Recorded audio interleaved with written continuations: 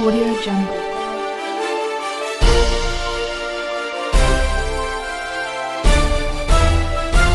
Audio Jungle. ಆಸರೆ ನಿರಾಶ್ರಿತರಿಗಾಗಿ ಅನ್ನದಾಸೋಹ, ಸೇವೆ ನಮ್ಮದು, ಸಹಾಯ ನಿಮ್ಮದು. ಸಂಡೂರು ಪಟ್ಟಣದ ತಾಲೂಕ್ ಪಂಚಾಯತಿ ಸಭಾಂಗಣದಲ್ಲಿ ಶಾಸಕರ ಜನಸಂಪರ್ಕ ಕಚೇರಿ ಮುಂದೆ ಉತ್ತರ ಕರ್ನಾಟಕ ಪ್ರದೇಶ ವಾಲ್ಮೀಕಿ ನಾಯಕ ಸಂಘ ವತಿಯಿಂದ ಪ್ರತಿಭಟನೆ ಧರಣಿ ನಡೆಸಲಾಯಿತು.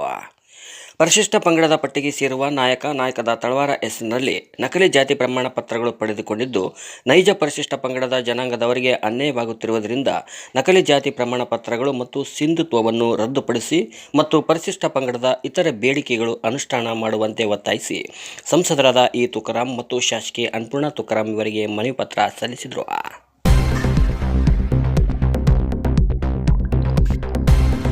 ಈ ಸಂದರ್ಭದಲ್ಲಿ ಉತ್ತರ ಕರ್ನಾಟಕ ಪ್ರದೇಶ ವಾಲ್ಮೀಕಿ ನಾಯಕ ಸಂಘ ಅಧ್ಯಕ್ಷ ಮಾರಪ್ಪ ನಾಯಕ್, ನಕಲಿ ಜಾತಿ ಪ್ರಮಾಣ ಪತ್ರಗಳ ತಡೆ ಸಮಿತಿ ರಾಜ್ಯಾಧ್ಯಕ್ಷ ಶ್ರವಣಕುಮಾರ್ ಡಿ ನಾಯಕ್, ಸಂಡೂರು ತಾಲೂಕು ಅಧ್ಯಕ್ಷ ಅಂಬರೀಶ್ ನಾಯಕ್, ನಗರ ಪಾಲಿಕೆ ಸ್ಥಾಯಿ ಸಮಿತಿ ಅಧ್ಯಕ್ಷ ಹನುಮಂತಪ್ಪ, ವಿಎಸ್ ಶಂಕರ್, ಯರಿಸ್ವಾಮಿ ಕೆ, ಪಂಪಪತಿ, ಪ್ರಹ್ಲಾದ್ ಸೇರಿದಂತೆ ಮುಂತಾದವರು ಭಾಗಿಯಾಗಿದ್ದರು.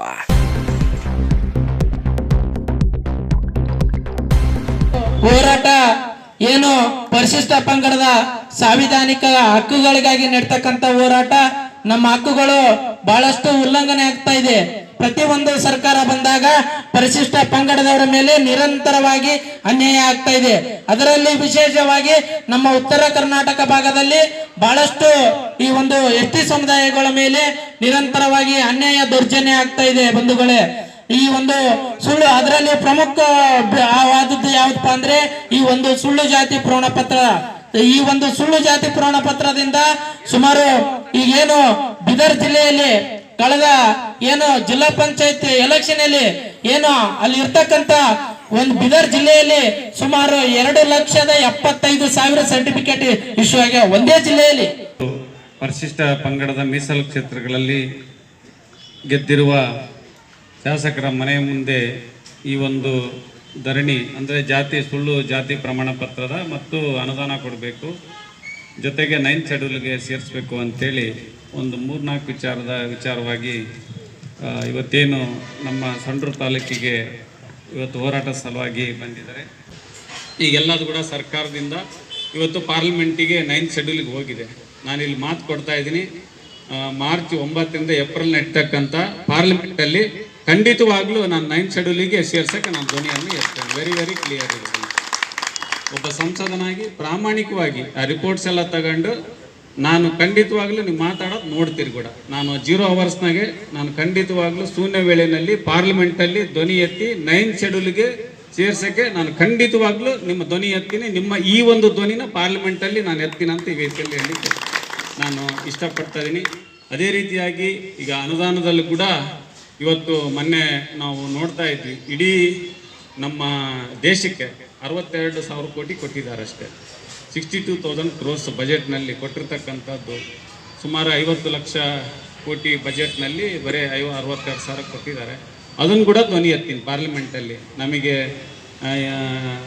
ಕಂಪ್ಲೀಟಾಗಿ ನಮ್ಮ ಒಂದು ಎಜುಕೇಷನ್ಗೆ, ಹೆಲ್ತಿಗೆ ಏನೇನು ಬೇಕೋ ಅದು ಕೊಡ್ತಕ್ಕಂಥದ್ದು ಪ್ರಯಾರಿಟಿಯಾಗಿ, ಆಮೇಲೆ ಕೌಶಲ್ಯ ಅಭಿವೃದ್ಧಿಗೆ ಏನು ಬೇಕೋ ಕೊಡ್ತಕ್ಕಂಥದ್ದು ಕೂಡ ನಾನು ಡೀಟೇಲ್ಸ್ ತಾಂತೀನಿ. ಮೊನ್ನೆ ಅದು ಒಂದು ವಿಷಯವಾಗಿ ಪಾರ್ಲಿಮೆಂಟ್ ನಡೀಲಿಲ್ಲ, ಅದು ಗಡಿ ವಿಷಯ. ಇಲ್ಲೂ ಮಾತಾಡೋಕ್ಕಾಗಲ್ಲ ಅದನ್ನೆಲ್ಲ, ಯಾಕಂದ್ರೆ ಆ ಬುಕ್ಕ ಕೂಡ ಬಿಡುಗಡೆ ಆಗಿಲ್ಲ ನೇರವಾಣಿದು, ಹಿಂಗಾಗಿ ಇಲ್ಲಿ ಮಾತಾಡೋಕ್ಕಾಗೋದಿಲ್ಲ ಅದರದ್ದೆಲ್ಲ.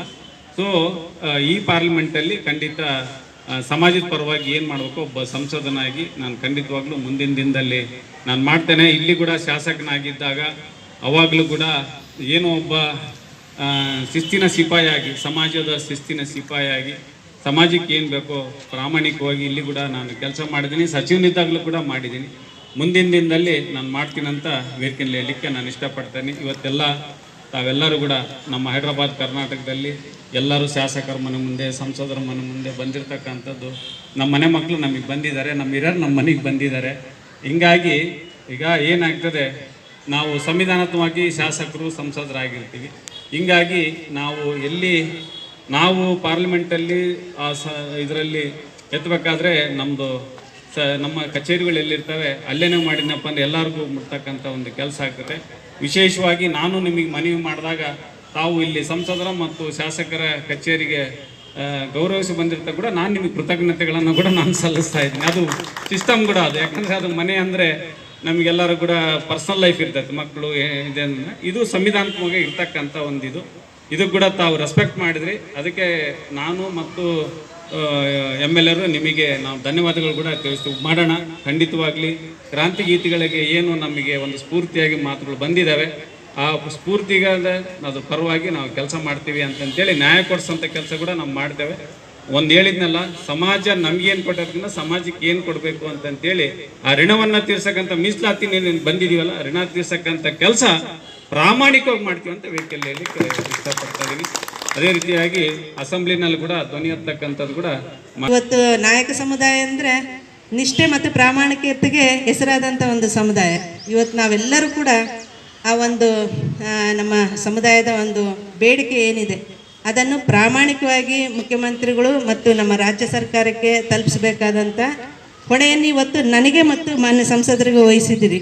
ಈ ಸಮುದಾಯದ ಋಣದಲ್ಲಿರ್ತಕ್ಕಂಥ ನಾವಿಬ್ಬರು ಅದಕ್ಕೆ ಪ್ರಾಮಾಣಿಕವಾದ ಒಂದು ಪ್ರಯತ್ನವನ್ನು, ನಮ್ಮ ಶಕ್ತಿ ಮೀರಿ ಆ ಪ್ರಾಮಾಣಿಕ ಪ್ರಯತ್ನವನ್ನು ಮಾಡ್ತೀವಿ. ನಮ್ಮ ಸಮುದಾಯಕ್ಕೆ ಸಿಗಬೇಕಾದಂಥ ನ್ಯಾಯವನ್ನು ಒದಗಿಸ್ಕೊಡೋದ್ರಲ್ಲಿ ನಾವಿಬ್ಬರು ಹೋರಾಟದ ಮುಂಚೂಣಿಯಲ್ಲಿರ್ತೀವಿ ಅಂತೇಳಿ ತಮ್ಮೆಲ್ಲರ ಗಮನಕ್ಕೆ ತರೋದಕ್ಕೆ ಬಯಸ್ತೀನಿ.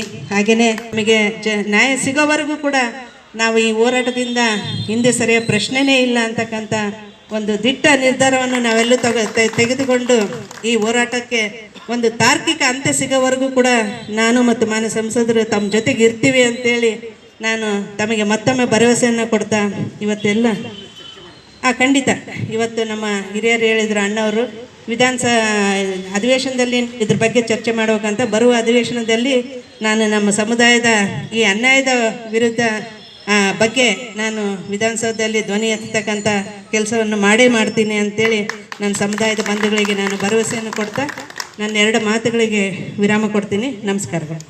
ಶಾಸಕರು ಸಂಸದರು ಏನು ಹೇಳಿದ್ರು ಅಂದರೆ, ನಮ್ಮ ವೈಯಕ್ತಿಕ ಜೀವನ ಇದೆ, ನಮ್ಮ ಕುಟುಂಬ ಇಲ್ಲಿ ವಾಸ ಇದೆ, ದಯಮಾಡಿ ನಿಮಗೆ ನಾನು ರಿಕ್ವೆಸ್ಟ್ ಮಾಡೋದು ತಾವು ಮನೆ ಮುಂದೆ ಮಾಡೋದಕ್ಕಿಂತ ನನ್ನ ಶಾಸಕರ ಕಚೇರಿ ಇದೆ, ನಾನು ಖುದ್ದಾಗಿ ನಿಮ್ಮ ಹೋರಾಟದಲ್ಲಿ ಭಾಗವಹಿಸ್ತೀನಿ, ಶಾಸಕರನ್ನು ಬರ್ತಾರೆ, ಸಂಸದರನ್ನು ಬರ್ತೀವಿ.